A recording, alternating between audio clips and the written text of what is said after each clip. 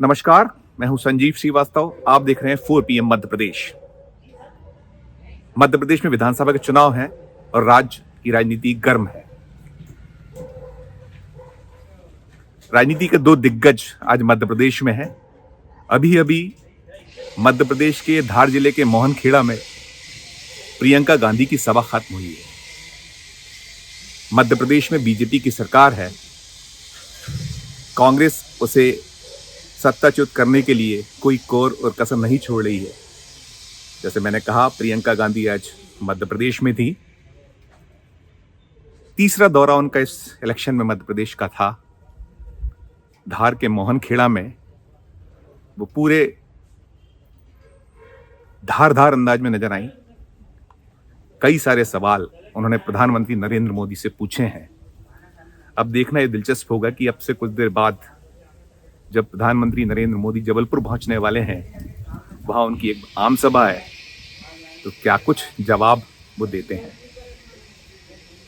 प्रियंका गांधी के जो 2 दौरे पहले के रहे हैं, उन 2 दौरों में भी उन्होंने मध्य प्रदेश की बीजेपी सरकार के विरुद्ध भ्रष्टाचार के अनेक आरोप लगाए हैं, तमाम सवालात किए हैं। आज भी जैसा मैंने कहा, प्रियंका गांधी बहुत धारदार अंदाज में थी धार में। उन्होंने तमाम सवाल उठाए, उन्होंने कहा कि enforcement directorate, CBI, income tax देश भर में छापामारी करती है। मध्य प्रदेश के घोटाले ईडी को क्यों नहीं दिखाई देते हैं? मध्य प्रदेश के घोटाले अन्य एजेंसियों क्यों नहीं दिखाई देते हैं? उन्होंने कहा 18 सालों में 250 से ज्यादा घोटाले मध्य प्रदेश में हुए हैं। अरबों रुपए के घोटाले हुए हैं।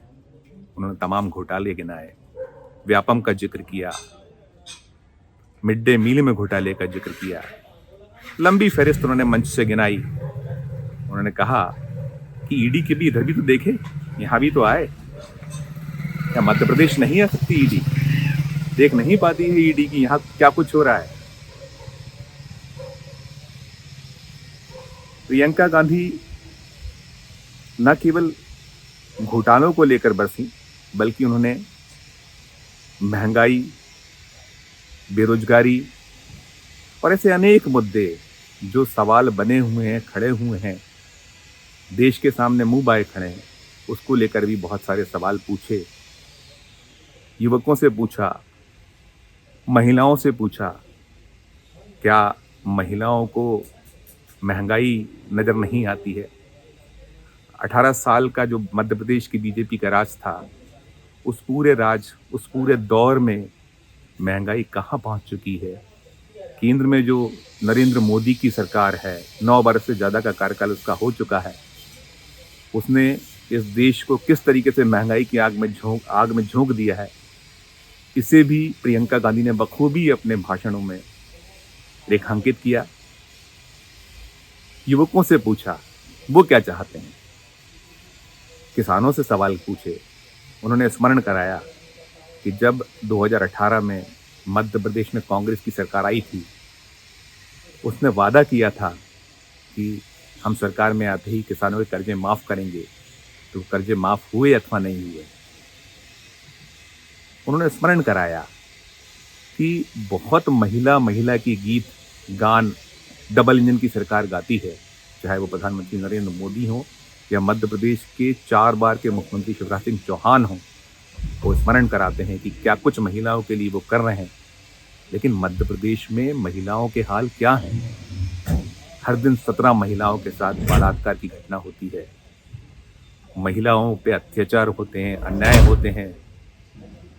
स्वयं जो एनसीआरबी की रिपोर्ट है वो बताती है कि क्या महिलाओं पर अत्याचार के आंकड़े हैं। मध्य प्रदेश किस तरीके से महिला अत्याचार, महिला अपराध में नंबर 1 है।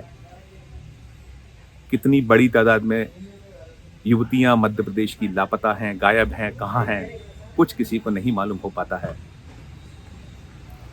वो केवल यही नहीं रुकी, उन्होंने मुख्यमंत्री शिवराज सिंह चौहान की जो इन दिनों स्थिति कर रखी है, नरेंद्र मोदी, बीजेपी ने, उसे भी उन्होंने रेखांकित किया, चुटकियां ली। उन्होंने याद दिलाया कि भले ही नरेंद्र मोदी बात करें कि हम आरक्षण देने जा रहे हैं, चुनावी आरक्षण की जो बात है, महिला आरक्षण बिल जो लोकसभा में पास हुआ है, उसको भी उन्होंने उकेरा। उन्होंने पूछा कि यदि देने जा रहे हैं तो क्यों 10 साल तक अब महिलाओं को इंतजार करना होगा। इन सब भ्रम में, इन सब इनके झांसों में ना आने की अपील उन्होंने की। उन्होंने जो सवाल बहुत सारे पूछे, जैसे मैंने कहा, उन्होंने सबसे प्रमुख जो बात उठाई अपने पूरे भाषण में कि ईडी को मध्य प्रदेश क्यों नहीं दिखाई देता। ये बात लंबे अरसे से नेता कर रहे हैं, चाहे वो राहुल गांधी हो या और राष्ट्रीय नेता हो। वो बार बार यही बात उठाते हैं कि जो भाजपा शासित राज्य हैं, वहाँ का भ्रष्टाचार, प्रधानमंत्री नरेंद्र मोदी, उनकी पूरी की पूरी मंडली, enforcement directorate, income tax, CBI क्यों नहीं देख पाती है। बड़े बड़े घपले, बड़े बड़े घोटाले हो जाते हैं, क्यों वो शांत बैठे रहते हैं, क्यों खामोश बैठे रहते हैं, क्यों नहीं वो इन सारे राज्यों पर निगाह दौड़ा पाते, नजर दौड़ा पाते। बीजेपी मुश्किल में है, संकट में है मध्य प्रदेश में। प्रियंका गांधी इस चुनावी जो बेला है उसमें तीसरी बार मध्य प्रदेश आई हैं। और जो मोहन खेड़ा है, मोहन खेड़ा जो बड़ा तीर्थ स्थलों में, जैन धर्म का बड़ा तीर्थ स्थल माना जाता है, यहाँ उनकी दादी इंदिरा गांधी जी आ चुकी हैं। 1977 का चुनाव उन्होंने इसी मोहन खेड़ा से शुरुआत की थी। राजीव गांधी यहाँ आए हैं, यहाँ सोनिया गांधी आई हैं, खुद राहुल गांधी आए हैं।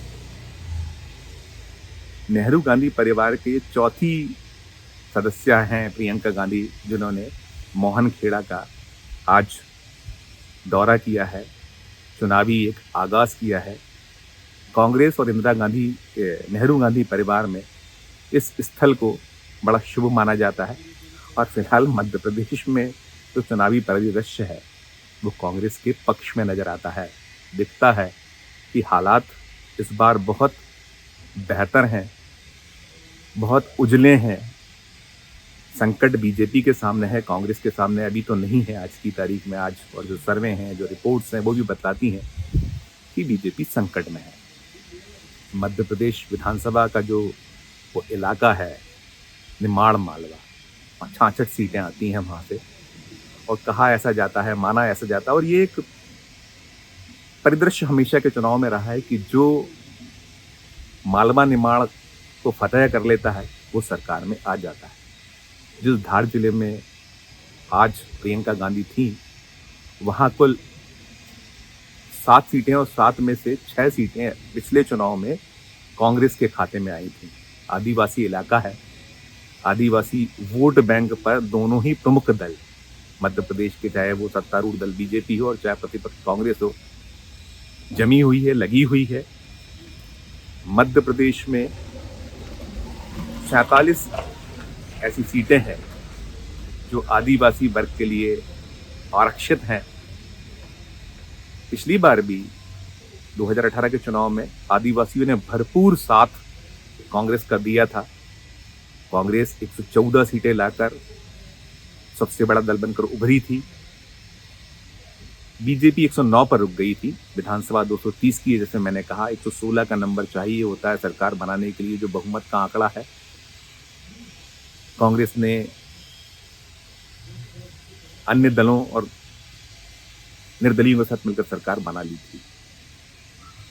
राज्य में आदिवासी परेशान है, हैरान है। कौन भूल पाया है वो सीधी का एक कांड जो न केवल राष्ट्रीय बल्कि अंतर्राष्ट्रीय स्तर पर सुर्खियां बना था।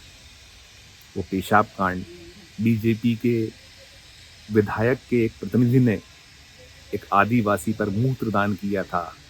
सुर्खियों में रहा था मामला। हालांकि विधायक ने पल्ला झाड़ लिया था, कार्रवाई हुई थी। बहुत पता नहीं चलता कि कितनी कार्रवाई क्या हुई। हाँ, लेकिन फौरी तौर पर कार्रवाई सरकार को करनी पड़ी थी, क्योंकि आदिवासियों का बड़ा तबका मध्य प्रदेश में है। टिकट काट दी गई उस विधायक की, जिसके कथित तौर पर वो प्रतिनिधि थे। तो परिदृश्य बड़ा दिलचस्प है मध्य प्रदेश में। प्रियंका गांधी ने अपने सवाल उठा दिए हैं, मोदी को निशाने पर ले लिया है। अब जवाब की बारी नमो की है। नमो क्या कुछ कहते हैं, क्या जवाब वो देते हैं, इससे हम आपको अवगत जरूर कराएंगे। आज के इस कार्यक्रम में इतना ही। देखते रहिए 4 PM। नमस्कार, धन्यवाद।